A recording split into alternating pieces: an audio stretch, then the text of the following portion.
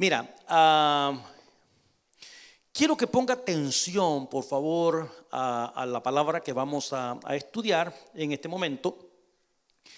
Es importante conocer a Dios, conocerlo bien, ¿verdad? Déjeme ponerme aquí mis anillitos porque si no los pierdo, ¿verdad? Me acabo de limpiar las manos acá.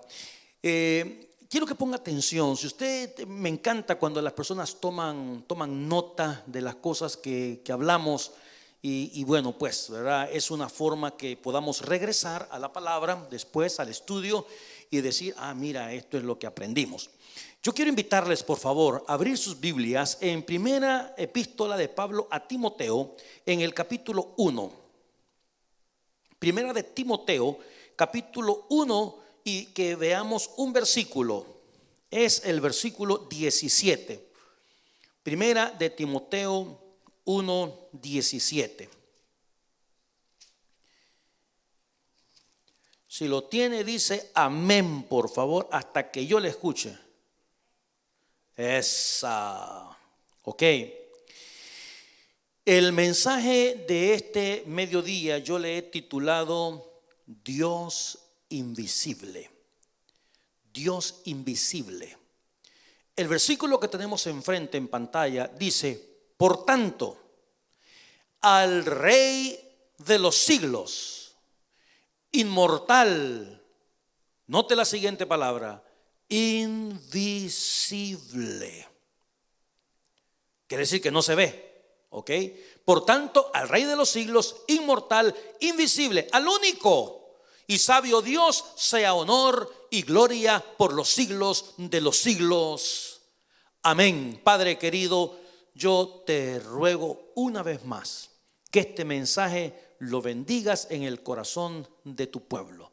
Bendice a aquellas personas que han de escuchar. Ayúdanos a conocerte más, a conocerte mejor en el nombre de Jesús. Amén. Este versículo nos dice que Dios es invisible. En el Evangelio de Juan capítulo 4 versículo 24 se nos dice que Dios es espíritu. Dios es espíritu y los que le adoran en espíritu y en verdad es necesario que le adoren.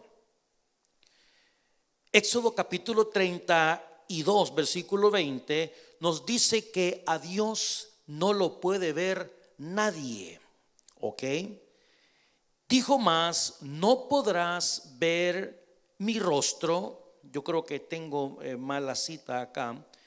Dijo más: no podrás ver mi rostro porque no me verá hombre y vivirá. Entonces, note usted, Dios es invisible, Dios es espíritu, y nos dice este versículo que a Dios nadie lo puede ver porque la persona que lo vea se muere. Eso dice el texto. Ok, 33:20. Gracias. Deja ver aquí de una sola vez. 33:20. Ahí está. A Dios no lo puede ver nadie porque la persona que lo vea se muere. Y vamos a, póngame atención despacito que vamos a tratar de cubrir esta situación hasta el final. Jesucristo, hablando con Nicodemo en el Evangelio de Juan capítulo 3, donde se encuentra uno de los versículos, de hecho el versículo más conocido, que es Juan 3:16, porque de tal manera amó Dios al mundo, es precisamente la conversación que tuvo el Señor Jesucristo con Nicodemo. Y Jesús, hablando con Nicodemo, le dijo estas palabras. Ponga atención, hablando acerca del viento. El viento sopla de donde quiere, oyes su sonido, mas ni sabes de dónde viene ni a dónde va. Así es todo aquel que es nacido del Espíritu. ¿Qué está diciendo Dios? Dios es invisible, Dios es espíritu, Dios es como el viento. Lo sientes, ¿ok? Si tienes una peluca, el viento te puede quitar la peluca. Tú sabes, pero ¿de dónde viene, para dónde va el viento? Eso no lo sabes. De hecho, el sabio Salomón, ya nos había hablado acerca del viento. Y en Eclesiastés capítulo 11, versículo 5, mire las palabras, hermano, maravillosas. Póngale atención a esto. Mire lo que Salomón, el sabio Salomón, había dicho en el Antiguo Testamento: como tú no sabes cuál es el camino del viento.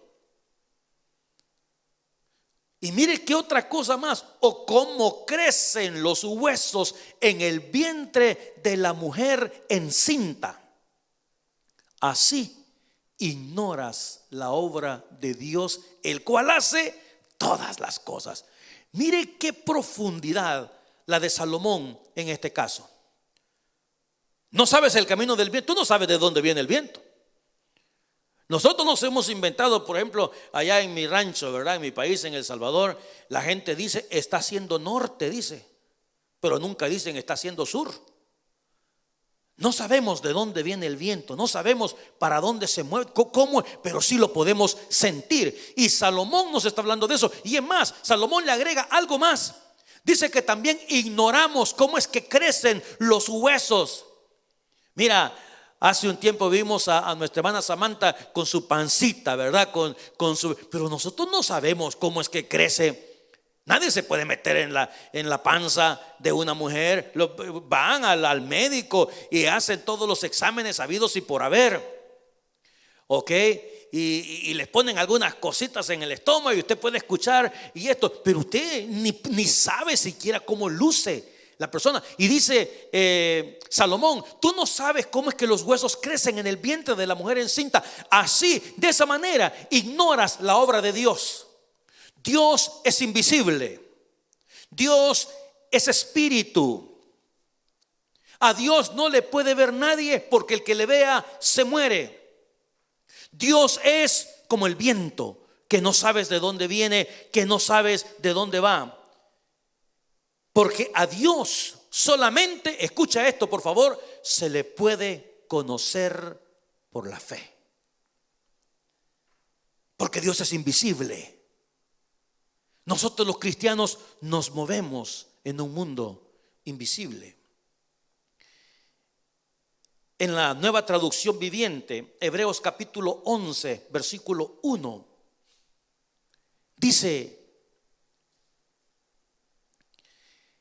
la fe es la confianza de que en verdad sucederá lo que esperamos, lo que nos da la certeza, escuche usted, de las cosas que no podemos ver.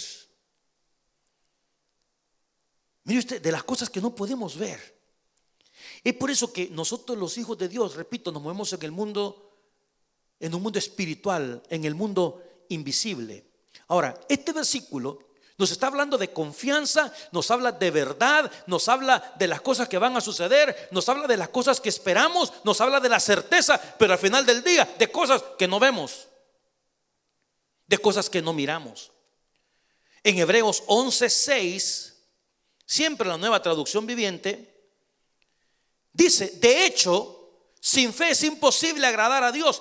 Todo lo que desea acercarse a Dios debe creer, ponga atención, que Él existe. Entonces, el mundo invisible, el mundo espiritual en el que nos movemos, nosotros los hijos del Señor solamente lo podemos creer y vivir por la fe. ¡Qué maravilla! Los creyentes nos movemos en un mundo espiritual. Dice la palabra del Señor: porque no andamos por vista, sino por fe. Ahora, Dios es un Dios invisible, y yo quiero hablarte de ese Dios invisible. De ese Dios invisible que se ha revelado a este mundo, y de ese Dios invisible que hace cosas invisibles, pero con resultados verdaderamente tangibles. Esto habla del gran poder de Dios. Y yo quiero en esta tarde que usted conozca un poco más a ese Dios que le ha salvado, a ese Dios que ha perdonado sus pecados, a ese Dios al que adoramos, a ese Dios al que le hemos rendido nuestras almas, al que le hemos rendido nuestras vidas. Quiero por favor que vaya conmigo al segundo libro de Reyes, capítulo 6. Vamos a dejar así por favor, el aire. Dejemos el aire así, no quiero quitarme esto. Qué barbaridad. Qué helado que está. Haciendo un calor terrible acá. Entonces, fíjate, yo quiero que usted, este pasaje lo hemos estudiado en otras oportunidades. Yo quiero que usted le ponga atención a esta porción de la escritura. Fíjate, te explico lo que había pasado. Fíjate que había un rey de Siria y estaban en pleito con Israel. What's new, ¿verdad? Toda la santa vida han estado en pleito. Entonces, el rey de Siria se metía en una cámara, en un cuartito, con los principales capitanes y los principales oficiales. Se metían a un cuartito que nadie escuchara, que nadie viera nada, porque iban a planificar su estrategia para atacar al pueblo de Israel. Y resulta que se metían al cuartito y hablaba el rey con los capitanes y decía: ¿sabe qué? Nos vamos a ir a parar a la esquina de la 49 con la Elliot, y cuando pase el ejército de Israel los atacamos ahí y los terminamos a todos ellos. Resulta que el profeta de Dios le decía todas las cosas, le revelaba todas las cosas. Entonces venía el profeta del Señor, pero no había teléfono, pero le mandaba a decir con alguien. Dice: dígale al rey de Israel que no vaya a pasar por la esquina de la 49 y la Helio, porque fíjate que ahí está ahorita el rey de Asiria. Entonces si pasa por ahí los van a matar. Entonces el rey de Israel decía: por ahí no pasamos. Y el rey de Siria con todo ese ejército se quedaba esperando que pasara Israel y no pasaba. Entonces dice: hoy nos vamos a ir a la esquina de allá de la Kingsway, ahí vamos a estar esperando. Entonces el profeta Eliseo le mandaba a decir al rey de Israel: no vayan a pasar por esa esquina porque ahí está el rey de Siria y los está esperando para matarlos. Entonces el rey de Israel no pasaba por esa esquina hasta que se enojó el rey de Siria y dijo: aquí hay un traidor. Aquí en este cuarto que nos metemos solamente nosotros, aquí tiene que haber un traidor, porque no es posible que aquí tratemos la estrategia de atacar a Israel y cuando nosotros vamos no llega a Israel. Alguien nos está traicionando. Hasta que uno de los capitanes le dice al rey de Siria, le dice: no, rey, nadie te está traicionando. El problema es un hombre que se llama Eliseo. Eliseo es el profeta de Dios. Y ese Eliseo es el que le manda decir al rey de Israel por dónde lo estamos esperando. Y entonces no aparecen. Y dice el rey de Siria: quiero saber quién es ese hombre. Entonces mire usted, llegamos a esta porción de la escritura en el capítulo 6 versículo 8. Dice: tenía el rey de Siria guerra contra Israel y consultando con sus siervos dijo: en tal y en tal lugar estará mi campamento. Bueno, entonces seguimos leyendo versículo 9. Y el varón de Dios envió a decir al rey de Israel: mira que no pases por tal lugar porque los sirios van a ir. Rapidito. Entonces el rey de Israel envió a aquel lugar que el varón de Dios había dicho, y así lo hizo una y otra vez con el fin de cuidarse. Y el corazón del rey de Siria se turbó por eso, y llamando a su siervo le dijo: no me declararéis vosotros quién de los nuestros. Mire usted, aquí hay un traidor, es del rey de Israel. Entonces uno de los siervos dijo: no, rey, señor mío, es el profeta Eliseo que está en Israel. Ese es el que le declara al rey de Israel las palabras que tú hablas en tu cámara más secreta. Y él dijo: vayan por favor y me traen a ese hombre. Le dijeron: él está en Dotán. Y mire el siguiente versículo. Entonces, hermano, se puede imaginar usted, envió el rey gente de a caballo, carros y un gran ejército usted para ir a traer a un hombre, al profeta Eliseo. Y dice que salieron y sitiaron piense, una ciudad. Y de repente usted mira un ejército completo afuera de la casa. Ahora lo interesante de la situación es lo que pasó en el versículo 15. Resulta que se levantó muy de mañana el siervo del profeta Eliseo. Se levanta el hombre adormitado, ¿verdad? Salió de la cámara donde estaba. Y dice que he aquí el ejército de Siria que tenía sitiada la ciudad con gente de a caballo, con carros. Entonces el criado se asustó y se metió donde el profeta Eliseo y le dijo: ay, Señor mío, ¿qué haremos? Él le dijo: mire usted, es que este hermano, este es el Dios suyo y el Dios mío, ponga atención. ¿Qué haremos? Le dijo. ¿Qué pasa? Hay un gran ejército de los asirios, de los sirios allá afuera. Y mire usted el profeta que estaba acostado en la hamaca y le dice a su siervo: no tengas miedo, hombre. Ahora mire estas palabras, hermano: porque más son los que están con nosotros. Dejemos ese versículo ahí, que los que están con ellos. Esta es la importancia entre el que cree y el que no cree. Porque el siervo abre la puerta y mira un gran ejército.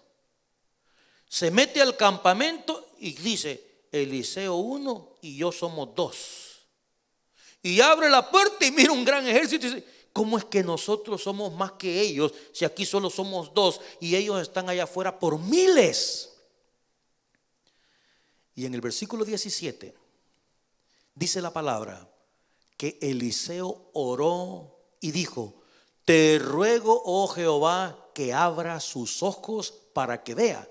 Entonces Jehová abrió los ojos del criado y miró.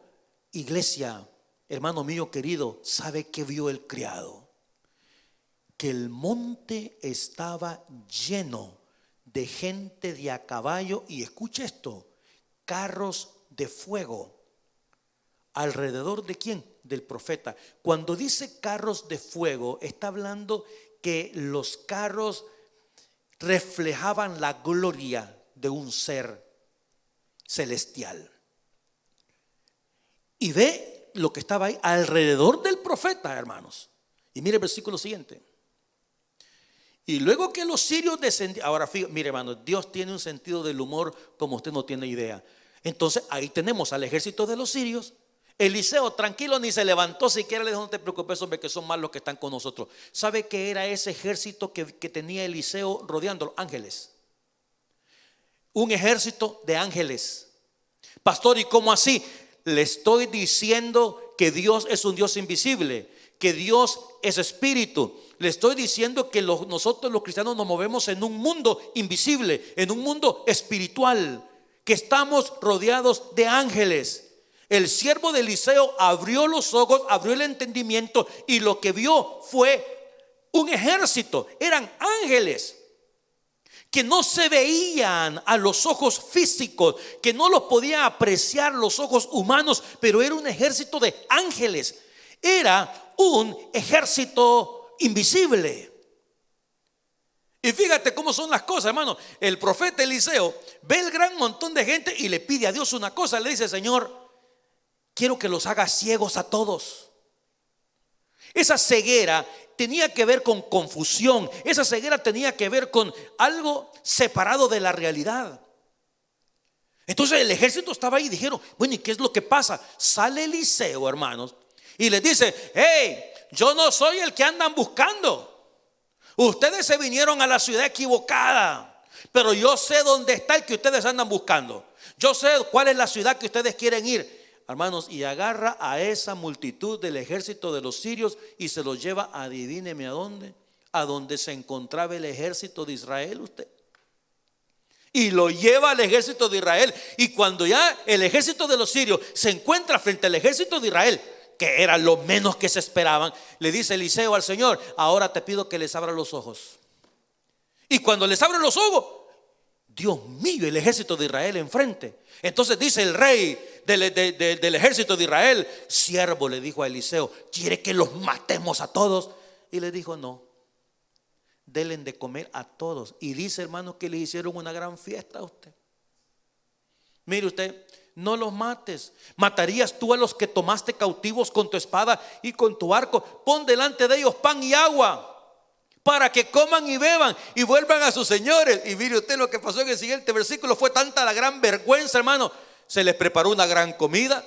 Cuando habían comido, cuando habían bebido, los envió y se volvieron a su señor. Y dice: y nunca más vinieron bandas armadas de Siria a la tierra de Israel. Aleluya. Yo me pregunto una cosa: ¿qué habrá llegado a contar el ejército sirio cuando regresaron al rey. A ver, ¿dónde está el siervo? No lo trajimos. ¿Cómo que no lo trajeron? Mire, es que no nos va a creer si le contamos. ¿Qué fue lo que pasó? Nos confundimos de ciudad, Señor. ¿Cómo que se? Sí, Señor. Fuimos a buscar al que no era, así como en nuestro país. Entonces apareció un hombre y nos llevó y yo no, es que mire, yo no sé cómo explicarle. Cuando abrimos los ojos, los que teníamos enfrente era el ejército de Israel. ¿Y qué pasó? ¿Cuántos murieron? Pues nadie. Nos mataron, pero a comida. Nos dieron banquete, comimos, bebimos, nos cuidaron. Y después nos dijeron que nos regresáramos. Mire, hermano, yo pienso que hasta ahorita el rey debe estar pensando qué fue lo que pasó, fíjese. Ese es el ejército invisible. Dios sigue en el año 2021 utilizando ángeles para lograr su propósito en este mundo. Dios siempre usó ángeles, siempre. Hermanos, en Éxodo capítulo 23 versículo 20 dice: he aquí yo envío mi ángel delante de ti para que te proteja, para que te guarde en el camino. Esto lo hizo con el pueblo de Israel. El ángel de Jehová cuidando al pueblo de Israel, cuidando al pueblo de Israel en el camino para que no le pasara absolutamente nada. Mira, cuando a Daniel lo metieron en el foso de los leones y le preguntaron: Daniel, ¿estás tú vivo? ¿Sabe qué contestó Daniel en Daniel capítulo 6 versículo 22? Mi Dios envió su ángel, el cual cerró la boca de los leones. Hermanos, en Hebreos capítulo 1 versículo 14 dice que los ángeles son espíritus ministradores enviados para servicio, mire usted, de los que serán herederos de la salvación. Pastor, me dijo un día una persona: ¿y usted cree que a lo mejor hay ángeles que andan caminando alrededor nuestro? Pues fíjate que yo creo que sí. ¿Por qué? Porque en Hebreos capítulo 13 versículo 2 dice: no os olvidéis de la hospitalidad. ¿Por qué? Porque por ella algunos, sin saberlo, mire lo que dice la palabra, hospedaron ángeles. Ese es el mundo espiritual en el que nosotros nos movemos. En este momento usted no mira, pero hay ángeles cuando se exalta el nombre de Dios, cuando se exalta el nombre de Jesucristo, cuando se exalta la bendita palabra, cuando Dios es levantado por encima de todas las cosas. Nosotros hacemos cosas que los ángeles quisieran hacer. Este es el ejército invisible en el que nosotros nos movemos, la iglesia del Señor Jesucristo. ¿Por qué cree usted que nuestro bendito Salvador dijo que ni las puertas del infierno podrán contra la iglesia de Jesucristo? Porque son millones y millones de ángeles alrededor del pueblo de Dios, guardando a la novia del Cordero, que un día será la esposa del Cordero de Dios. Ángeles de Dios guardándonos, cuidándonos. El ángel de Jehová acampa alrededor de los que le temen y los defiende. Ese es el Dios invisible, que tiene un ejército invisible. Por eso es que usted puede caminar por las calles sin, por supuesto, no estoy mandando a la gente que cometan imprudencias, no lo estoy mandando a usted que anda a las 4 de la mañana por las calles de la ciudad sin tener nada que hacer. Pero cuando nos presentamos en situaciones adversas, situaciones difíciles, el ángel de Jehová. Mira, hermano, yo tenía 18 añitos de edad cuando allá en mi país había toque de queda. Eran momentos difíciles, yo recuerdo, y yo temeroso, porque yo estudiaba en el colegio de teología y tenía que recorrer casi 1 hora y pico para poder llegar, especialmente del colegio de teología, de regreso para la casa. Y nos llegaban en un lugar y ya no habían autobuses, porque era un pánico por todos lados. Todo el mundo hablaba de lo mismo, de cuánta gente había muerto el siguiente día, de cuántos habían secuestrado, cuánta gente habían matado. Yo me acuerdo que yo tenía que pasar frente a una policía, se llamaba la policía de Hacienda en aquel entonces, hermano, y a mí el corazón me palpitaba con fuerza todos los días que venía de estudiar. Póngale usted que si era a las 9 de la noche el toque de queda, yo venía pasando casi a las 8:20 de la noche, porque nunca falté a clases, siempre estuve en clases. Y en todo ese tiempo yo pasé por situaciones tremendas, y cada vez que yo pasaba frente a la policía, los soldados que estaban ahí chasquetaban sus armas, y uno, ay, Dios mío bendito, que no se le vaya a soltar nada a ninguno de estos, por favor. Tanto tiempo. Los ángeles de Dios, a cada uno de los que estamos acá, yo no puedo asegurarle el 100% porque no conozco su situación, pero yo le garantizo que si hemos pasado por un tiempo difícil, por alguna situación peligrosa, la única razón por la que hoy en día estamos acá es porque los ángeles de Dios nos guardaron, nos cuidaron y nos protegieron, mi hermano. Mira, cuando vamos a Israel, escuchamos historias e historias e historias de situaciones cuando se ha enfrentado el enemigo, y el enemigo regresa y le preguntan: ¿y ustedes por qué se regresaron? No, si venían con un gran ejército. Y los soldados israelíes dicen: no, pues la verdad que éramos solamente unos pocos nosotros.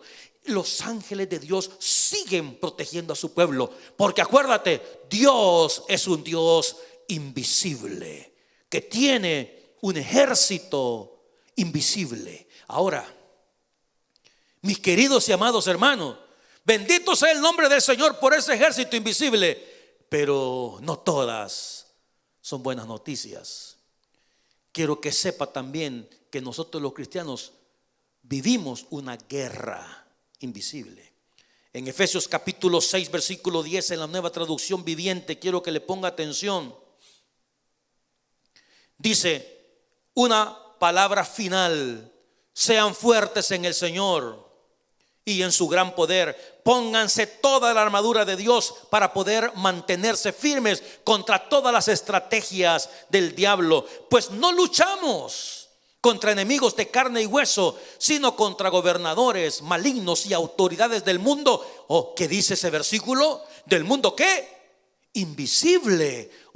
Quiere decir que nos movemos en una guerra invisible contra fuerzas poderosas de este mundo tenebroso y contra espíritus malignos de los lugares celestiales. ¿Qué dice la Biblia de nuestro enemigo? Dice que nuestro enemigo, escuche, no es de carne y hueso. Usted no está peleando con un ejército de carne y hueso. Dice que nuestro enemigo no tiene cuerpo, porque la guerra que vivimos es una guerra invisible, que son gobernadores de las tinieblas, que están al mando de este mundo. Es decir, el diablo y sus demonios están armados hasta los dientes. Son seres espirituales malignos que la Biblia les llama demonios. Y la lucha que batallamos, la lucha que peleamos todos los días de nuestra vida, nosotros los hijos del Señor, es una lucha contra las huestes invisibles de maldad. Las huestes invisibles, demonios que trabajan en la mente. Por eso hay tanta gente confundida hoy en día. Usted le abre un poquitito la puerta y mucha gente piensa: no, eso no es malo, no, eso está bien, no, eso no es ningún problema. Usted le abre un poquitito la puerta al pecado, un poquitito, y por ahí entran los espíritus malignos. Usted le permite un poquitito al chisme, y por ese chisme comienza a crecer y a crecer y a crecer dentro de su mente, dentro de su alma, dentro de su corazón. Aversión. Primero con gente de la iglesia, después contra la iglesia, después contra los pastores, después contra el evangelio. Cuando usted menos siente, el evangelio para usted fue historia. ¿Y cómo es que una persona puede llegar desde aquí hasta allá? Porque nuestra lucha es contra demonios. Es una guerra invisible a la cual usted le va permitiendo y le va permitiendo. Satanás trabaja en la mente. La maldad, la violencia, la lujuria de este mundo. Hoy voy a hablar de Jacob. En esta noche voy a hablar del incesto que sucedió en la vida de Jacob. ¿Qué significa todas esas cosas? ¿Son situaciones que pasan de la noche para la mañana? No, es la mente. Es irle dando, ir permitiendo cosas, permitiendo situaciones.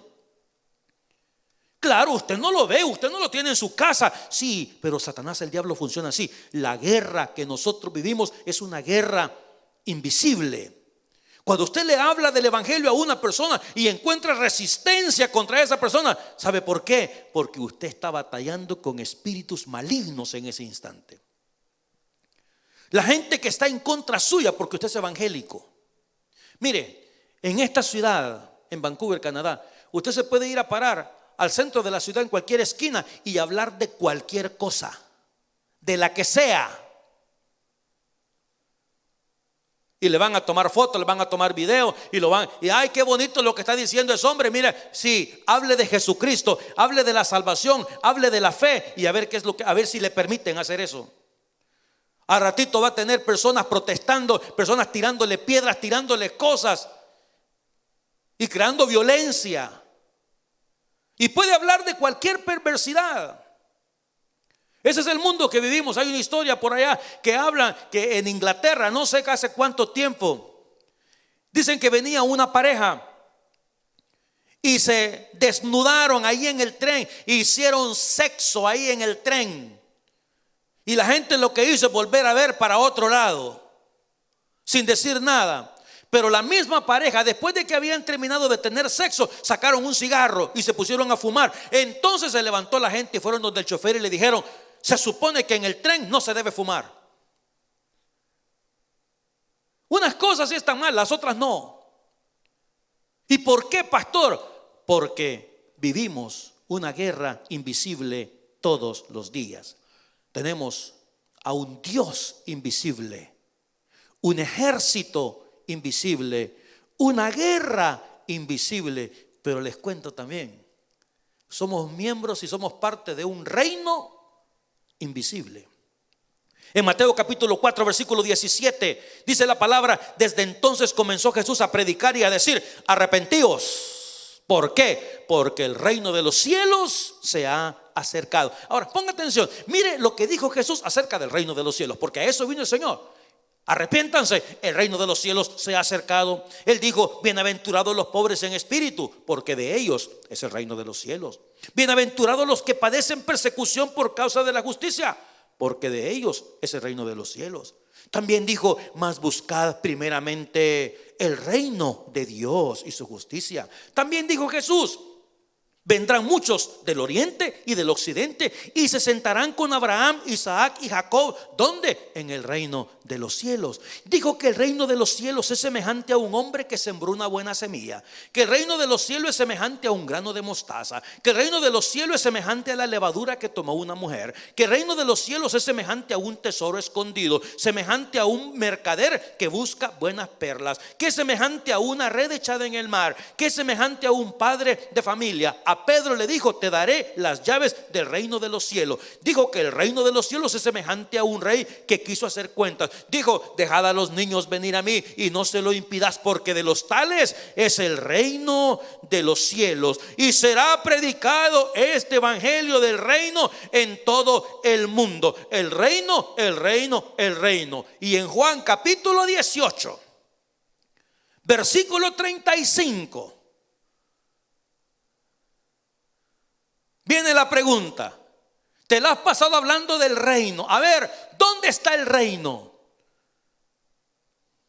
Tu nación y los principales sacerdotes te han entregado a mí. ¿Qué has hecho? Jesús respondió: mi reino. ¿Qué dijo Jesús? No es de este mundo. Si mi reino fuera de este mundo, mis servidores pelearían para que yo no fuera entregada a los judíos. Pero mi reino, simple y sencillamente, no es de aquí. Los judíos esperaban eso. Esperaban a un rey humano, un rey que llegaría en caballo blanco, que iba a librarle de la esclavitud de los romanos, arrepentido porque el reino se ha acercado. ¿Y dónde está el reino? No, es que mi reino no es de aquí. ¿Sabe por qué? Porque es un reino invisible. Un reino al que solamente se cree por la fe. Porque sin fe es imposible agradar a Dios. Porque es necesario creer que Él existe. Y que Él recompensa a aquellos que creen. Cuando Jesucristo dijo: en casa de mi Padre muchas moradas hay, voy pues a preparar lugar para vosotros. Cualquiera diría: ¿y eso qué es? Es el reino a donde vamos a ir el día que cerremos los ojos aquí. Pero ¿y ustedes por qué creen eso? Porque nosotros, los hijos del Señor, no andamos por vista, andamos por fe. El mundo quiere ver a Dios. El mundo quiere a un Dios que pueda tocar. Te estoy explicando que Dios es invisible. Y Dios, todo lo contrario. Mira, hermano, Éxodo capítulo 20, versículo 4, por favor. Con toda claridad, la Biblia dice: no te harás imagen ni ninguna semejanza de lo que está arriba en el cielo, ni abajo en la tierra, ni en las aguas, ni debajo de la tierra. No te vas a hacer ninguna imagen para crear aquí en la tierra al Dios que es invisible. A todas las imágenes, si usted piensa en la iglesia tradicional de donde venimos la mayoría de nosotros, el catolicismo romano, en los santos, en las imágenes, ¿sabe qué? Dios a todo eso le llama idolatría. Y Dios fue duro con la idolatría. Y usted dirá: pastor, pero ¿y por qué entonces tanta gente está engañada? Porque la lucha que tenemos nosotros en este mundo no es contra carne y sangre. Están engañados por Satanás, el diablo, precisamente.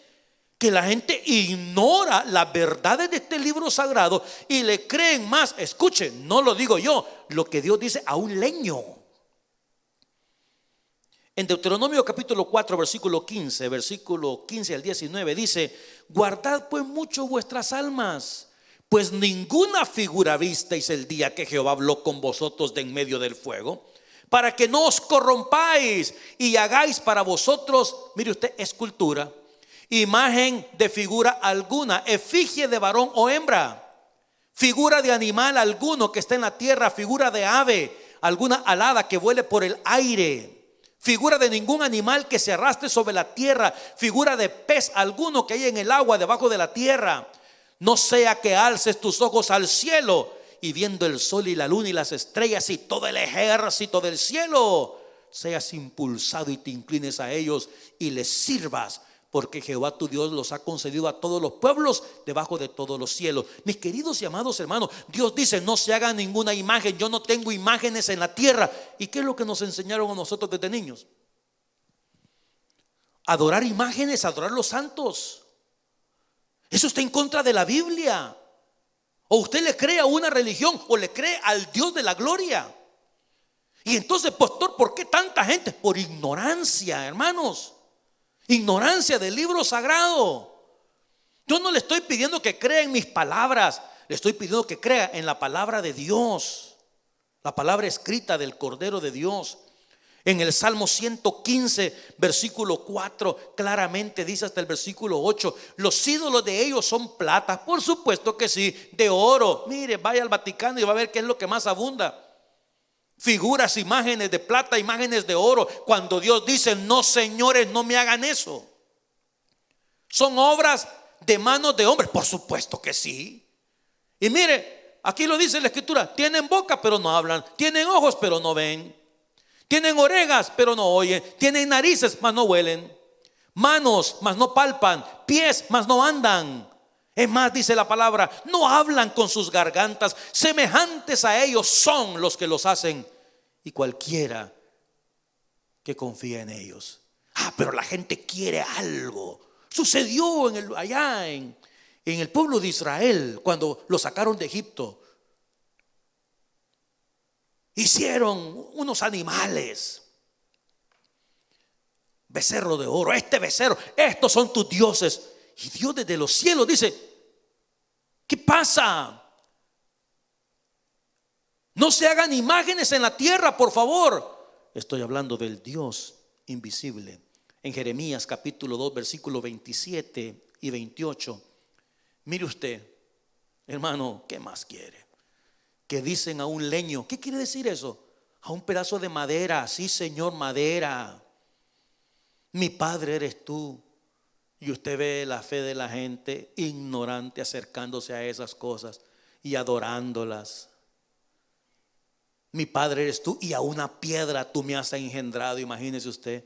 Porque me volvieron la cerviz y no el rostro, y en el tiempo de su calamidad dice: levántate y líbranos. Ahora mire 28, ¿y dónde están tus dioses que hiciste para ti? Levántense ellos a ver si te podrán librar en el tiempo de tu aflicción.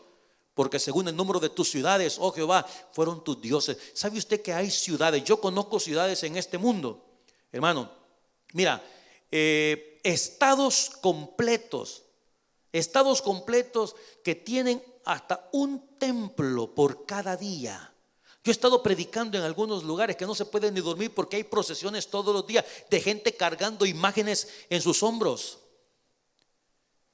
Por eso es que la palabra del Señor nos insta a predicar el evangelio glorioso, para que se le pueda caer de los ojos a la gente esa venda que tienen puesta y se den cuenta que Dios no está reflejado en ningún leño, Dios no está reflejado en ninguna imagen, Dios no está reflejado en ninguna cosa sobre la tierra. Dios es un Dios invisible que busca que los hombres le adoren en espíritu y en verdad. Pero esa tendencia es que yo a Dios lo quiero tocar, a Dios a saber dónde está, pero al santo aquí lo tengo enfrente. Bueno, y si Dios es invisible, la gente pide señal. Se lo pidieron a Jesús. Pilato para eso lo mandó a llamar. Herodes quería conocer a Jesús desde hace mucho tiempo, pero ¿sabe para qué? Para que le hiciera un milagrito. El mundo pide señal. Cuando el apóstol Pablo en Romanos capítulo 1 versículo 20 dice: porque las cosas, que dice invisibles de Él.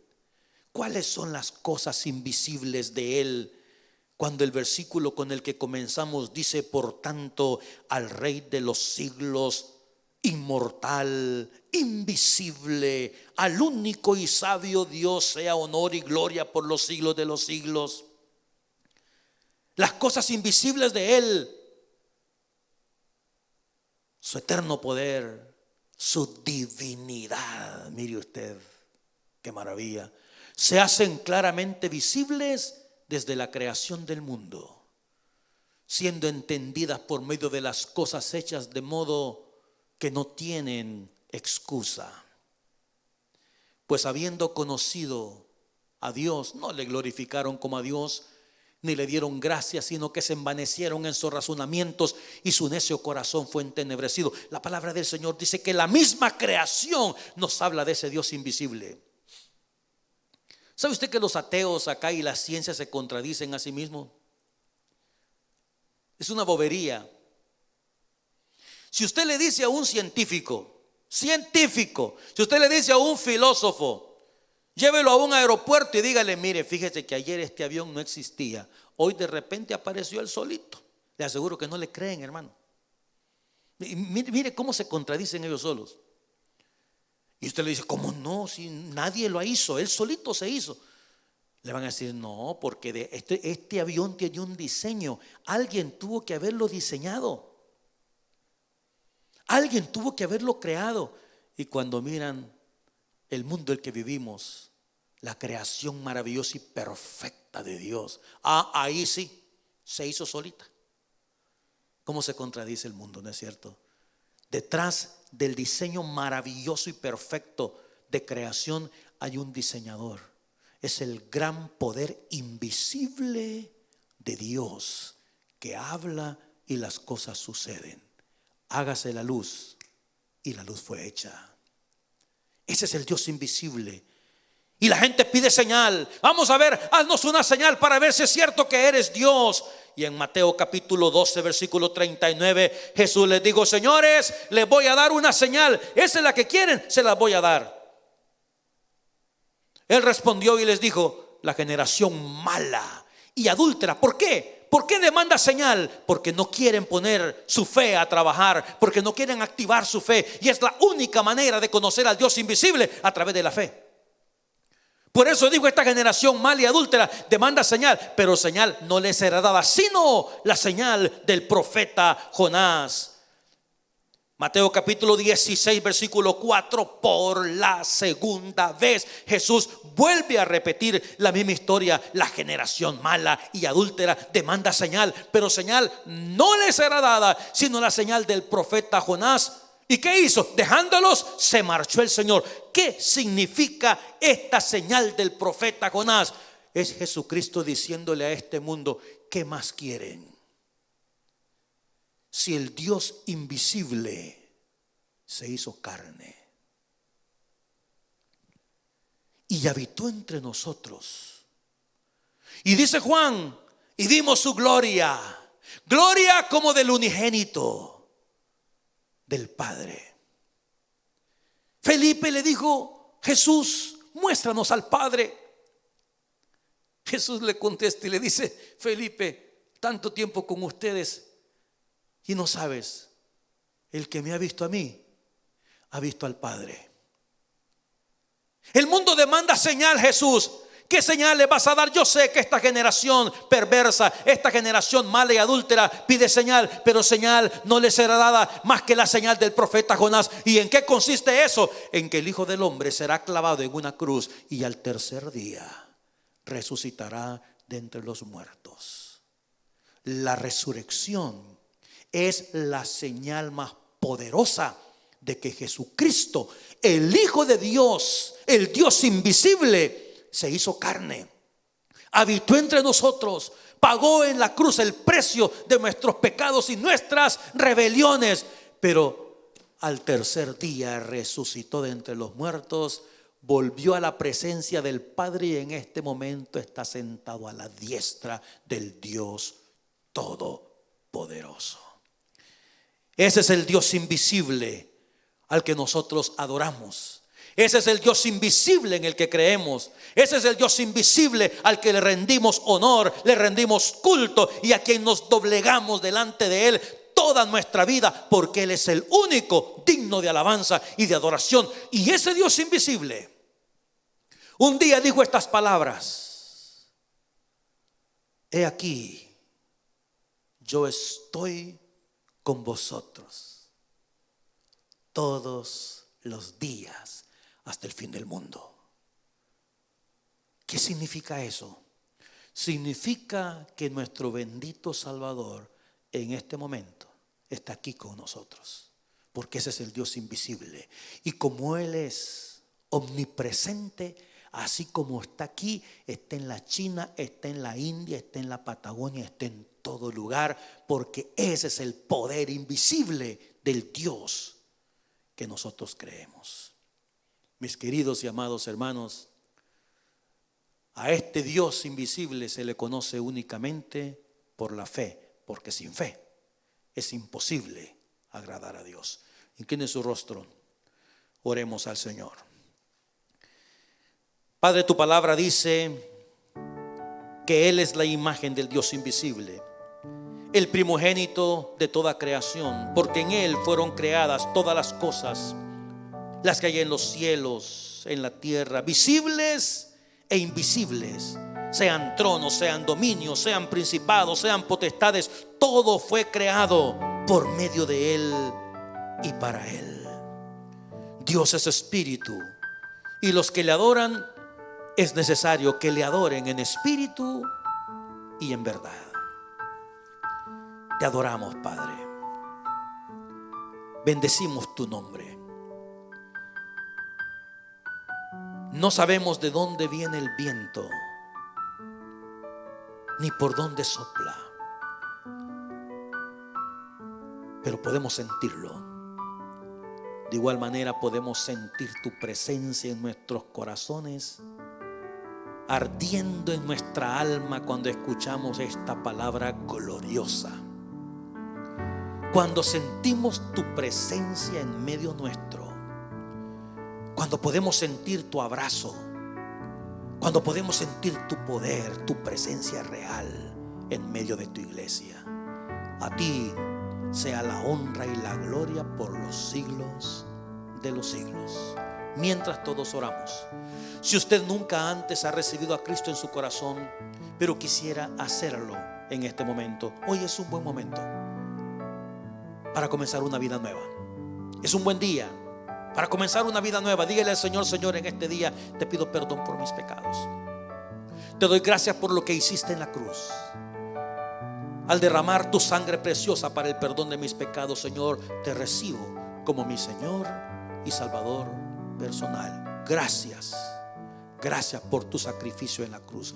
Te necesito, Señor. Te entrego mi vida, te entrego mi alma, te entrego mi corazón. Si usted hizo esta oración, queremos animarle a crecer en el conocimiento de Dios y de su santa y bendita palabra. Gracias, Padre, por tu palabra de este día. Bendícele nuestros corazones en el nombre de Jesús. Amén y amén. Amados míos, esta tarde en el servicio de las 6 continuamos con el estudio de Jacob. Una historia triste la que vamos a estudiar en esta tarde, pero la tenemos ahí en las Sagradas Escrituras, cuando uno de sus hijos lamentablemente tuvo relaciones íntimas con una de sus esposas. Así es que hoy a las 6 de la tarde tenemos incesto en la familia. Es el mensaje de esta tarde a las 6 de la tarde. Por aquí le esperamos. Que Dios me los bendiga. Hasta más tarde.